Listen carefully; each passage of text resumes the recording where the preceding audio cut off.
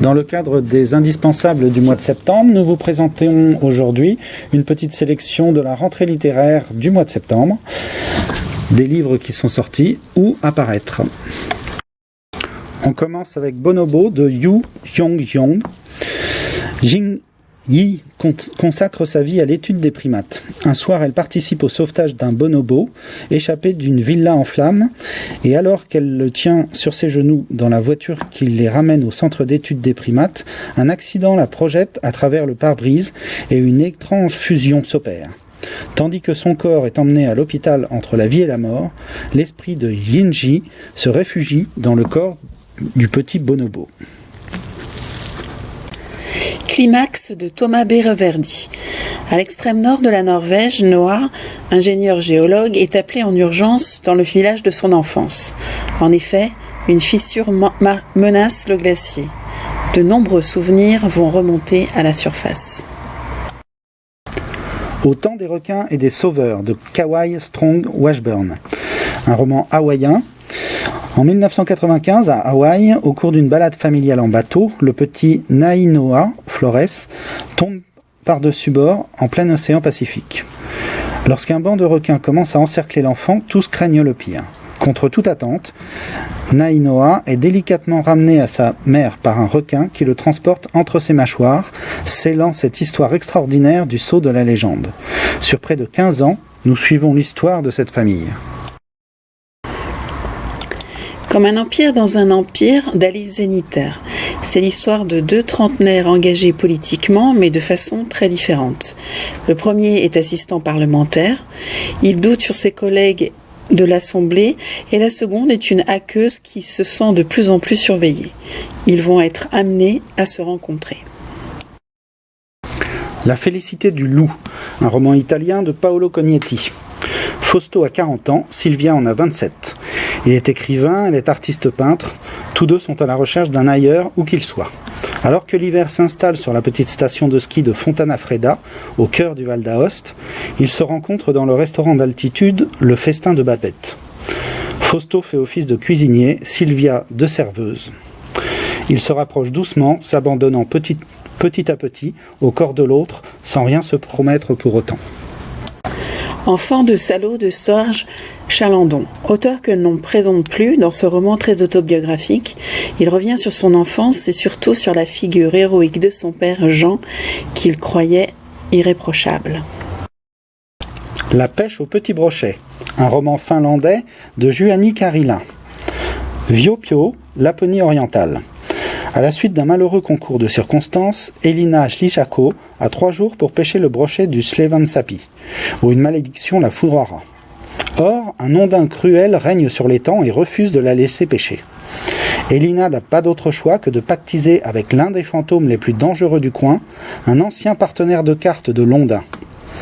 Sans oublier qu'elle est recherchée par l'inspectrice Jana Tuinen, qui enquête sur une mystérieuse affaire de meurtre.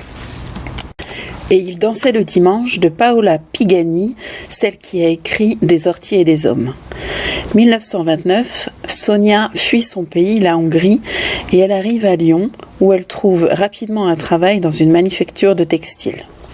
Elle va se trouver embrigadée dans un groupe d'Italiens très engagés et très actifs. Shoghi Ben, de l'anglaise Stuart Douglas. Glasgow, année 1980, sous le règne de fer de Margaret Thatcher.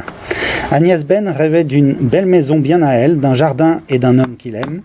À la place, son dernier mari la lâche dans un quartier délabré de la ville où règne le chômage et la pauvreté. Pour fuir l'avenir bouché, les factures qui s'empilent, la vie quotidienne en vrac, Agnès va chercher du réconfort dans l'alcool. Seul Shoghi, son dernier fils, s'est juré de rester avec elle coûte que coûte, de toute la force d'âme de ses 8 ans. La fille qu'on appelle de Tanguy Viel. Quand il n'est pas sur un ring en train de boxer, Max Lecor travaille comme chauffeur pour le maire. Lorsque sa fille Laura revient vivre avec lui, il se dit que le maire pourrait trouver facilement un logement pour l'aider. Clara et le soleil, de Kazuo Ishiguro. Clara est une amie artificielle.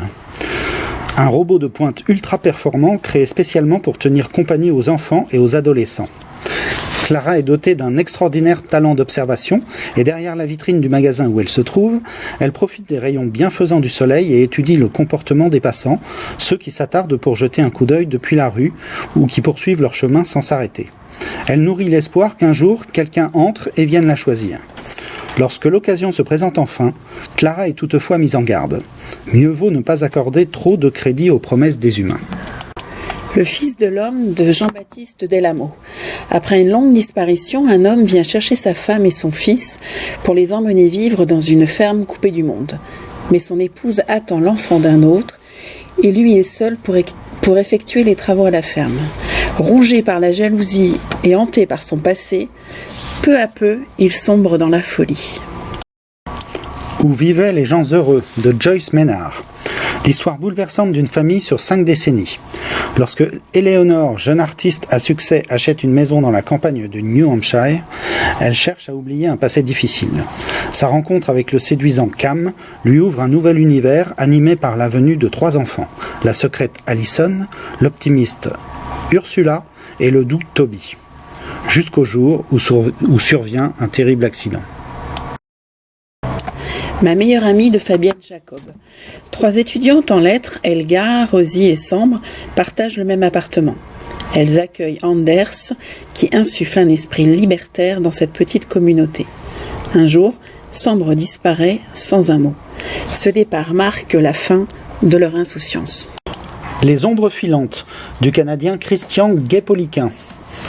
Dans la forêt, un homme seul marche en direction du camp de chasse où sa famille s'est réfugiée pour fuir les bouleversements provoqués par une panne électrique généralisée. Il se sait menacé et s'enfonce dans les montagnes en suivant les sentiers et les ruisseaux. Un jour qu'il s'est égaré, un mystérieux garçon l'interpelle.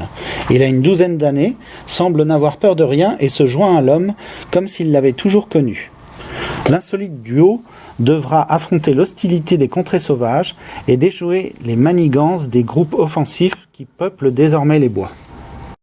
Mon mari de Maud Ventura. Un premier roman original et quelque peu dérangeant. L'histoire d'une femme jalouse, extrêmement possessive et surtout prête à tout pour garder son mari. Un roman irlandais de Paul Lynch, Au-delà de la mer. Malgré l'annonce d'une tempête, Bolivar, un pêcheur sud-américain, convainc le jeune Hector de prendre la mer avec lui. Tous deux se retrouvent vite à la merci des éléments, prisonniers de l'immensité de l'océan Pacifique. Unis par cette terrifiante intimité forcée et sans issue, ils se heurtent aux limites de la foi et de l'espoir, à l'essence de la vie et de la mort, à leur propre conscience. Nous poursuivons avec un roman largement autobiographique de Clara Dupont-Mono intitulé « S'adapter ». Dans les Cévennes, l'équilibre d'une famille est bouleversé par la naissance d'un enfant handicapé. Si l'aîné de la fratrie s'attache profondément à ce frère différent et fragile, la cadette, tout au contraire, se révolte et le rejette. Un roman américain, Apaiser nos tempêtes, de Jane Egland. Les parcours d'Anna et de Cerise n'ont rien de commun. Promise à une brillante carrière, Anna étudie la photographie à l'université de Washington. Lycéenne, Cerise habite en Californie sous l'emprise totale de sa mère.